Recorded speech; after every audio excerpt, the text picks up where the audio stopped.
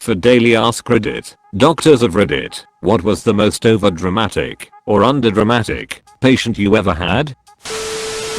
Overdramatic. Tons of stories, but the most recent was a patient demanding a heavy Percocet recipe, far more than I would prescribe even post-surgery, after having a nasal swab for COVID-19 completed. I get that it's temporarily uncomfortable as I've had it done several times myself, but no way was I buying him writhing around screeching about how much pain he was in. When the patient eventually realized I wasn't budging, it was as if someone had flipped a switch and he miraculously recovered. Underdramatic. Patient tried extracting his own tooth and inadvertently pushed it up through the abscess and into his right maxillary sinus. To my surprise, he adamantly declined even local anesthesia, no matter how much my staff was pleading with him.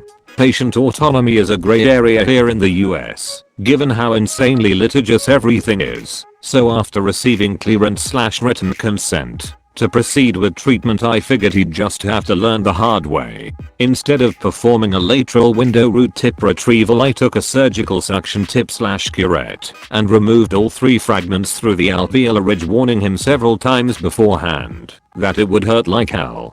The guy never even flinched. I was able to complete the procedure, debride the infection, and graft the floor of the sinus with membrane/sutures without incident. Go figure. Farmers are notorious for being underdramatic.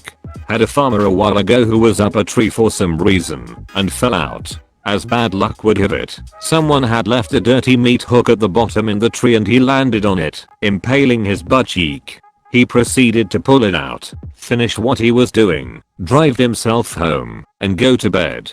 The only reason he came to hospital was because his wife woke up to a bed full of blood and insisted he get that looked at. The underdramatic are more interesting. Mid-70s woman, generally healthy, presents to outpatient neurology clinic with an altered gait, dragging feet more than usual, feels she's tripping when walking up steps. Family describes tendency to repeat herself more often. Neurological examination normal other than a slightly odd, slow and dragging gait. Honestly looks like she's faking an odd gait. Suspect malingering, but above average amounts of liquid in the areas surrounding the brain can give these types of symptoms. CT scan the brain. Almost half of her brain was smushed to the other side and filled up with water. Massive subarachnoid cyst. Think intracranial water balloon. Probably been growing for years. No other symptoms. She only came into our clinic since her daughters were worried about her memory. Made a full recovery by draining the fluid. Still makes me wonder how many people out there are walking around with half a smushed brain without knowing about it. German paramedic here. Had an alarm for an heart attack. So, we drive out to the patient's address and are greeted by a middle-aged gentleman with a patient's chart and a suitcase. Of course, one would suspect a family member of a patient with known problems. But no, he said he is the patient. He is having a heart attack right now. His only symptoms were a slight itch on the spine. We were understandably annoyed and disbelieving. In the ambulance on the ECG, however, we got fast. That guy, talking with my colleague while I fixed the meds, had such a massive heart attack that it would kill him in an hour or less. He was chill all the time, joking and telling stories, right up to the CPU. My stepson broke his leg on a jump while skiing. He put his skis back on and came down the mountain.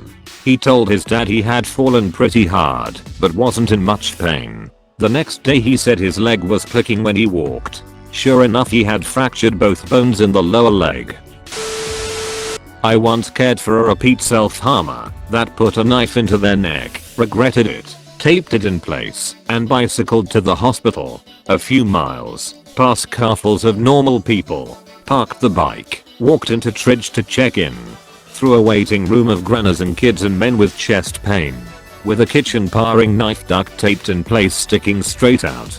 CT scan later showed that the tip of the blade was 2mm from the carotid artery.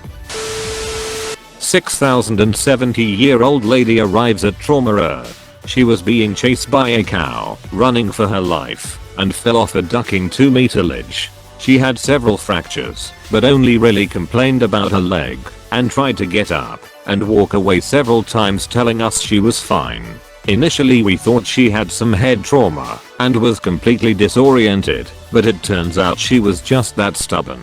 She was hospitalized for a while and had a good recovery. I do wonder if the cow fell off the cliff as well lol. Edit. Thank you so much for the likes and awards XD. And I changed cliff to ledge. Something something bad English.